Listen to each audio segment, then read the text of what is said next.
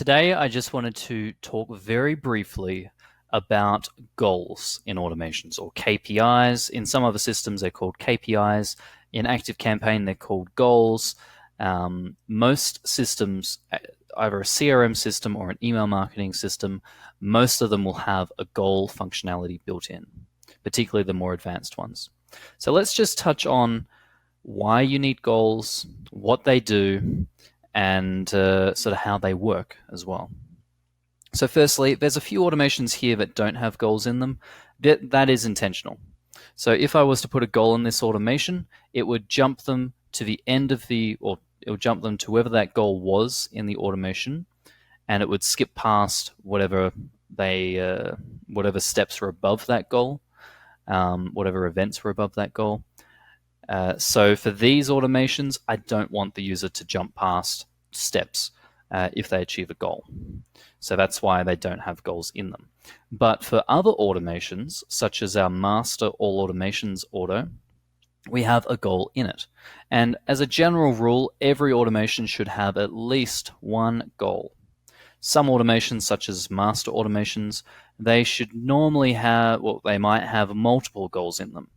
But let's just have a look here. So right now, looking at the master automation, if every time a user enters that automation, they have a 7.3% chance of buying a membership or buying coaching. So if I put 1,000 leads into this funnel, 70 of them will buy our monthly membership or one of our coaching packages. So at 73%, 73 of them would do that. And we've bumped that up from a 3% to a 7.3% in a little over maybe 3 months or 4 months of optimizations and tweaking the funnel. So that's really powerful to know that information. And you can see here, just in the last 30 days, we've increased it by 1.1%. Now, we haven't actually optimized anything in the funnel to have that increase in the last 30 days. What we've done is we've optimized where we're sourcing our leads. So if we left everything the same in ActiveCampaign, then we can start to see where's the quality of our leads. We can also tag our leads as they come in. So we could have a Facebook tag, we'd have a LinkedIn tag, etc. And we could see for each of those tags, what percentage of the leads that complete the goal have that tag. So we could see here, say this was a Facebook tag, 20% of our leads with a Facebook tag complete the goal. And you might have another one here, LinkedIn, and that might have a 4% completion rate for the goal. So you know your marketing budget is best spent on Facebook and not LinkedIn. Now that is extremely powerful, because rather than spending 50% on Facebook and 50% on LinkedIn, you know that if Facebook's getting twice the conversion rate that LinkedIn is, then you might as well put 100% of your LinkedIn budget towards Facebook, and you'd get twice the ROI from that budget. So that's really important to understand. Next, we've got our completion times here. You can see here the main completion time is 4 days. And that's 7.2% of our users. And then we're also picking up just a 0.1% at 5 weeks, which is when they get to the very end of the funnel, when we're introducing our membership autos. At 4 days, they enter our webinar. So you can see when we move the webinar to the top of the funnel, our conversion rates skyrocketed. We actually doubled our conversion rate when we moved the webinar to the top of the funnel. So very important. Now, let's have a look at another automation where we're using goals.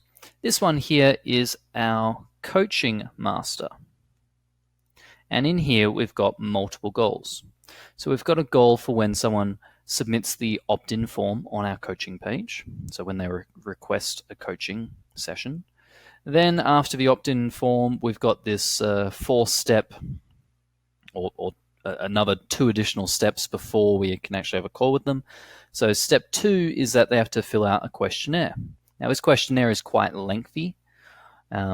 So I think it's got like 12 questions, and they're full text questions, so they have to put some effort into filling it out.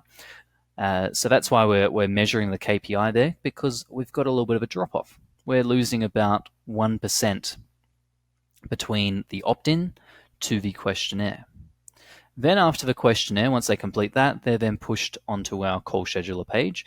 And you can see here we've got a drop off of 0.2% from them finishing the questionnaire to them scheduling a call. Then after they've scheduled a call, we've got a drop off here of about 1.5% for people that actually purchase our coaching. So you can see here, this is a micro funnel inside of our master funnel. This is just you can see the drop off here in the colors. As they get down to the bottom of the funnel, there's less leads. But I know that if 100 leads enter this master coaching automation, one of them, almost two of them, because it's 1.7%, would end up buying a coaching package from us. So I need to get more leads to enter this automation. How do I do that? I send them to our coaching opt-in page, and then I get them to fill out the coaching opt-in form, and then they enter the rest of the automations in the funnel. So let's have a look at how this works.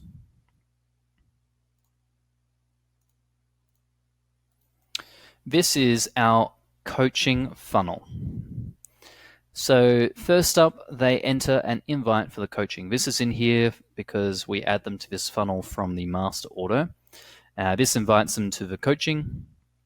If they then click through to the coaching landing page, there's an option here for the opt-in. So when they go to the landing page, there's an opt-in they can fill out. If they fill out the opt-in, then they complete the goal and they'll jump to this section here. So they might still be in this invite, but if they finish the goal, they would actually end this automation and they'd jump to this section in the funnel. Now, if they've completed the invite before they start this automation, then they would actually jump to this goal and they'd skip the invite automation. Sorry, if they complete the opt-in. So what happens if they don't complete the opt-in? If they don't complete the opt-in, first we're checking to see if they've got a deal stage, because we've set up a manual follow-up. If they don't have a deal stage, we're adding a deal stage. If they do, then we've got this automated email that goes out with some case studies, and then we've got some manual follow-ups tasks that our sales team do for us. And they're applied and completed as well as they go. Now, if they do complete the opt-in, then they jump into the questionnaire. And the whole point of this automation is to get them back to that questionnaire page to fill out those 10 questions to move them further down the funnel. So very, very simple. Now, as soon as they finish that questionnaire or complete it, they will then jump to this goal. When they finish the questionnaire, they'll end this automation. They might be at email 2 out of 10.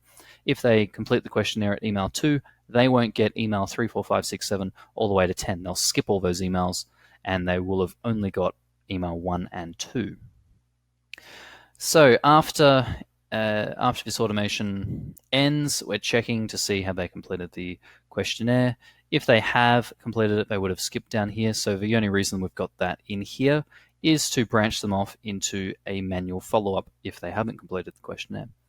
So at this stage, we've got their phone number, so we're sending them an SMS. Then we've got our manual follow-ups. We've got another automated SMS there, and some manual follow-ups to end the user with, into the journey.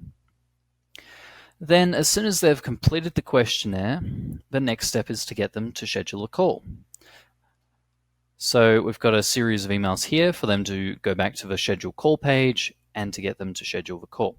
As soon as they schedule a call, we've got a zap that runs from Zapier, which applies a tag, and that's how we're achieving this goal here.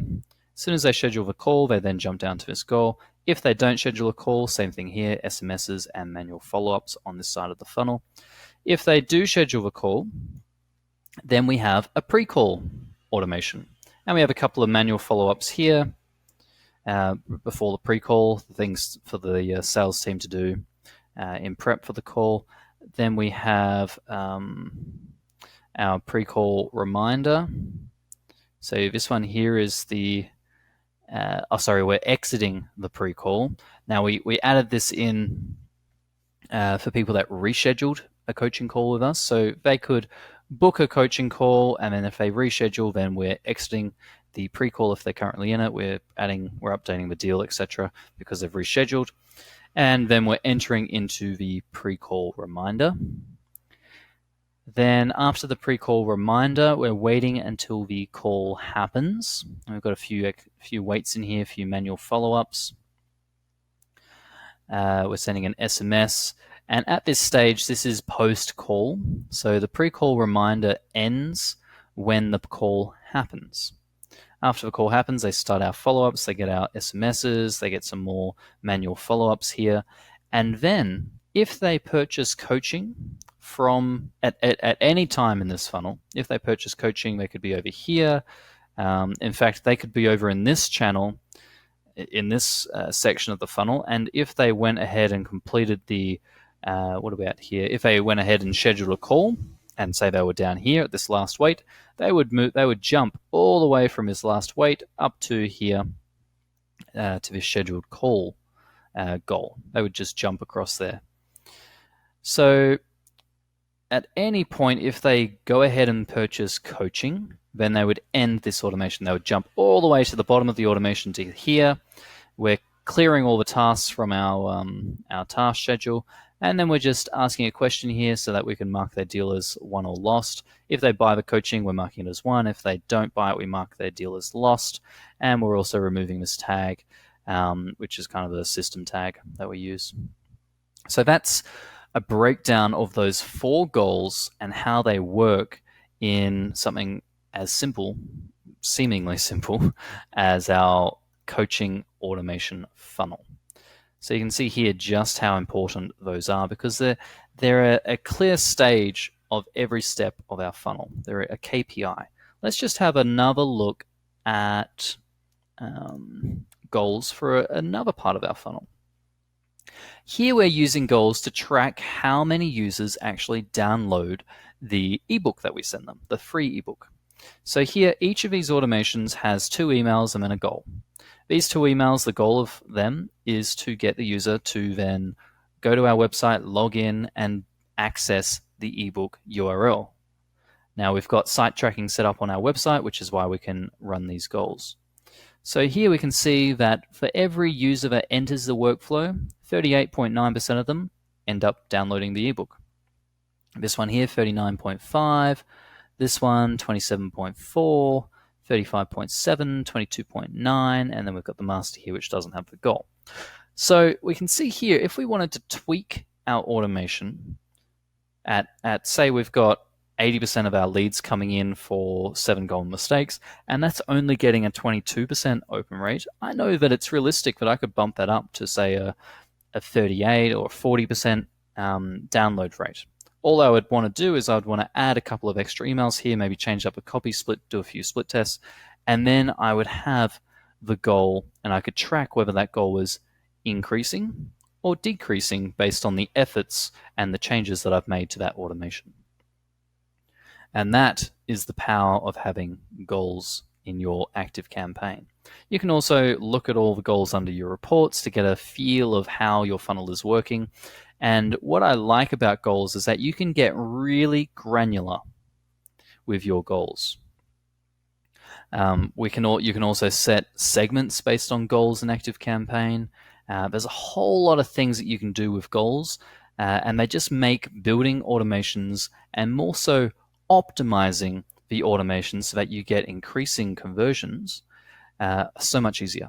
If you're not using goals, then you're just flying blind. You're throwing leads into your funnel. You have no idea if it's working or not, if it's actually achieving your conversion goals. All you really know is what the open rate is and what the click rate is and what your unsubscribe rate is, which tells you nothing about how successful your funnel is and where you need to focus your attention. As soon as you start adding goals into your automations, you know that, okay, this automation here, 40% of the users complete the goal. I can leave that out. That's completely off my radar now because it's working. It's working. 40% is a really great conversion rate for a lead magnet. If it was down at 5%, then I know, oh, okay, I need to focus on this. This is the first step of my funnel, and only 5% of the users are completing the step. Therefore, there's a problem here, and I need to fix it. But 40%, it's good. It's good as gold. And I can move on to the second stage of my funnel, which for this funnel is a tripwire or a paid ebook. So if we have a look at the tripwires, where are we? Tripwires here. Again, each tripwire has a goal. And you can see here for the paid tripwires, significantly lower. 5%, 4%, 6%. This one here is 8.7%. Interesting. So you can see here that these goals are a little bit lower. And so you might say to yourself, well, I want to bump that up to a 10%. What can I do there? Can I send them some SMSs? Can I send them some site messages? Can I change the email copy? What can I do to change that goal? And all I would do is I would have a split test in the automation, do an A/B. You've got 2 channels there now, and then each channel has a goal. So you'd actually have 2 goals in the automation. One would be for version A, and one would be for version B. And then you could actually see on a like-for-like basis, version A converts at 4.5, version B converts at 6.7. And you can go, oh, okay, version B is winning out. Now let's take version B, keep that as a champion, and then we'll make a few changes, make a few tweaks, and then split test it again for 30 days or 60 days or so until we have enough data. And then we can see, oh, okay, version A is now working and it's getting an 8.2. And that's how you increase your funnel. That's how you increase your conversions of your funnel and ultimately increase your sales and the success of your business. So I hope that's explained some more about ActiveCampaign goals and how to optimize your funnel and how to increase conversions. If you'd like to know more, if you need a little bit of help with ActiveCampaign, then feel free to schedule a call with me or visit the website for more information. Hi, I'm Mitch Bayless, and if you're looking for someone to help you with your business automation, then click the button below to schedule your free call today. And if you found this video useful, remember to click like. And also subscribe to our channel for more videos.